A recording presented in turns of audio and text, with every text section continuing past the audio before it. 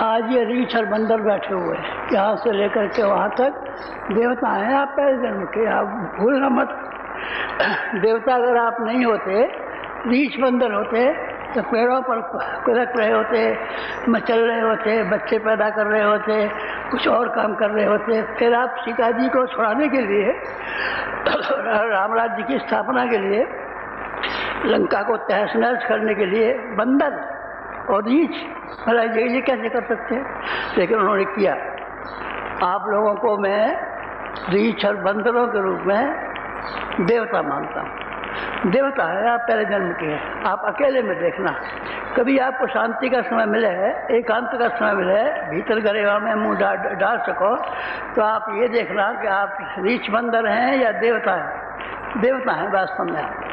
देवताओं के बिना आड़े वक्त में कोई और काम नहीं आ सकता, देवता ही आते हैं। आप लोगों को एक बात हर एक को ये कहनी है, जो यहाँ 2800 व्यक्ति विद्यमान हैं, उन सभी से मुझे ये कहना है कि आप अपने आप में जब कभी मौका मिले तो कहना, गुरु पूर्णिमा के दिन गुरुजी ने ये कहा था कि हमारे भीतर देवता बैठा हुआ है, देवता विराजमान है। देवता जो काम किया करते हैं, देवता जिस काम के लिए अपना जीवन लगाया करते हैं, जिसके लिए पुरुषार्थ किया करते हैं, वो पुरुषार्थ हमारे सुपुर्द किया गया है। एक बात तो मुझे आपसे ये कहनी है, एक बात। दूसरी बात ये कहनी थी मुझे, महाभारत जब हुआ था तब अर्जुन ये कह रहा था कि हम 5 पांडव हैं, मारे जाएंगे, और कौरव 100 हैं। कौरवों के पास इतनी सेना है, हमारे पास तो कोई भी आदमी नहीं है, थोड़े से 5-50 आदमी हैं, भला हमारा युद्ध कैसे हो सकता है? इसलिए वो मना कर रहे थे। अर्जुन बार बार मना कर रहा था, महाराज हमको लड़ाई मत, और ये इसमें सफलता हमको नहीं हो सकती। हम कैसे सफल हो जाएंगे आप बताइए? कोई हिसाब भी तो चाहिए, कोई गणित भी तो होना चाहिए। हम इनसे लड़ेंगे तो लड़ करके पता कैसे पाएंगे, बीच कैसे पाएंगे? लेकिन भगवान ने उनको ये कहा था, देखो मैंने इन सबको मार के रखा है। जितने भी दुर्योधन की सेना तुमको दिखाई पड़ती है, मैंने पहले ही मार के रखा है और तुम्हारे लिए सिंहासन सजा करके रखा है। तुमको 5 को सिंहासन पर बैठना पड़ेगा, राज्य करना पड़ेगा, और कौरवों को मरना पड़ेगा। और ये तो मरे मराए रखे हैं, तुम तो खाली तीर कमान चलाओगे, काम तो मेरा था, सो मैंने करके रखा।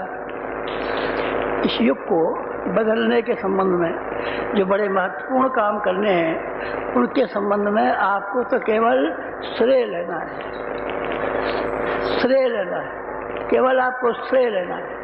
जीतना किसी से है और हारना किसी से है। न किसी से हारना है, न किसी से जीतना है, न किसी को मारना है, और न कोई पुरुषार्थ करना है। आपको तो उसको विजय प्राप्त करने का जो श्रेय मिलना चाहिए, वो श्रेय प्राप्त करना है। अर्जुन ने भी प्राप्त किया था। जब ज़्यादा बहस करने लगा, मेरे घर में बाल बच्चे हैं, मेरी दुकान में हर्ज हो जाएगा, मेरा काम हर्ज हो जाएगा, मेरा फलाना हो जाएगा, मुझे टाइम नहीं है, और मुझे पैसे की तंगी आ गई है, मेरे पर मुकदमा चालू हो गया है। जब ये बेकार की बातें करने लगा तो श्री कृष्ण महाराज झल्ला पड़े थे। और उन्होंने फिर एक हुक्म दिया, तस्मात् युद्धाय युज्यस्व, लड़ लड़ लड़।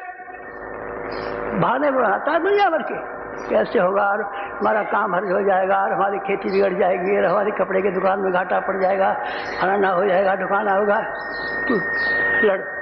फिर हमारा क्या होगा? तेरी जिम्मेदारी हम उठाएं। गुरु पूर्णिमा का दिन है, आप में से हर एक आदमी की देवता की जिम्मेदारी हम उठाते हैं।